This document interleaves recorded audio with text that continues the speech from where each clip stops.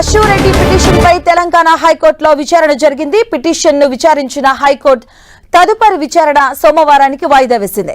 దీనిపై కౌంటర్ దాఖలు చేయాలంటూ పోలీసులను హైకోర్టు ఆదేశించింది. తమపై నమోదైన కేసు కొట్టివేయాలంటూ అశ్వరెడ్డి కోర్టులో పిటిషన్ వేశారు. తన వివరణ తీసుకోకుండా పోలీసులు కేసు నమోదు చేశారంటూ ఆమె పిటిషన్లో పేర్కొన్నారు. పెళ్లి పేరుతో మోసం చేశారంటూ అశ్వరెడ్డిపై ఎన్ఆర్ఐ ధర్మేంద్ర పోలీసులకు ఫిర్యాదు చేశారు. ఆయన ఫిర్యాదు మేరకు అశ్వరెడ్డిపై వారం రోజుల క్రితం సిసిఎస్ లో కేసు నమోదైంది.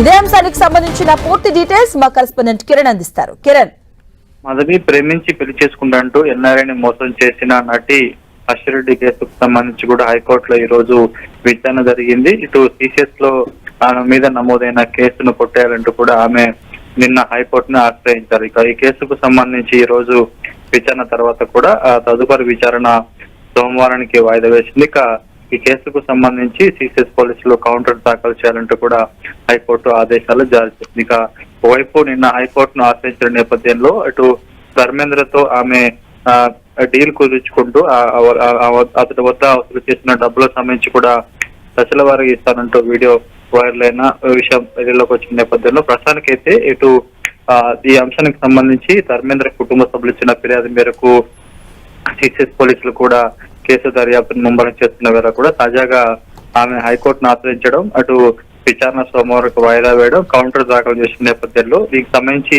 సిసిఎస్ పోలీసులు ఏ విధంగా కౌంటర్ దాఖలు చేశారు, ఎందుకంటే ధర్మేంద్ర సంబంధించిన అశ్వరెడ్డి ఏ విధంగా మోసం చేసింది, ఎన్ని కోట్లు అతడి వద్ద నుంచి వసూలు చేసిందో ఆధారాలను కూడా ఇప్పటికే సిసిఎస్ పోలీసులకు అందించిన నేపథ్యంలో దీనికి సంబంధించి దర్యాప్తు కొనసాగుతున్న వేళ కౌంటర్ ఏ విధంగా దాఖలు చేస్తాడని చూడాలి.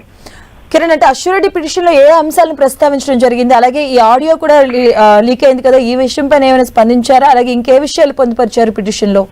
ధర్మేంద్ర కుటుంబ సభ్యులు ఇచ్చిన ఫిర్యాదు మేరకు మాత్రమే అటు వాళ్ళు ఇచ్చిన ఫిర్యాదు మేరకు తన మీద కేసు నమోదు చేశారు. తన వివరణ తీసుకోలేదు, తన వద్ద నుంచి సమాచారాన్ని కూడా సేకరించకుండా కేవలం ధర్మేంద్ర కుటుంబ సభ్యులు ఇచ్చిన ఫిర్యాదు మేరకే సిసిఎస్ పోలీసులు కేసు నమోదు చేశారంటూ కూడా ఆమె హైకోర్టును ఆశ్రయించారు. తన సమాచారం తనకు తెలియజేయకుండా కూడా కేసు నమోదు చేశారంటూ కూడా హైకోర్టును ఆశ్రయించారు. కాబట్టి పూర్తి స్థాయిలో ఇటు హైకోర్టు సోమవారానికి వాయిదా వేసింది.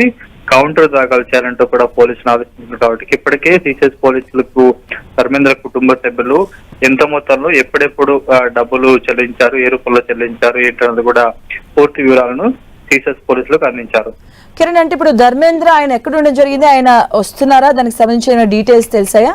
ప్రస్తుతానికి అయితే ఆయన విదేశాల్లో ఉంటున్నాడు. ఆమెతో ప్రేమాయణ సాగించడం, ఆ తర్వాత డబ్బులు వసూలు చేయడం, ఆమె మొహం చాటడంతో కూడా తిరిగి ఆయన విదేశాలకు వెళ్ళిపోయాడు. ఆ తర్వాత నుంచి కూడా అటు ఆయన ఆదేశాలు ఆశ్రయించినట్టుగా చెప్పుకోవాలి. Right, thank you Kiran.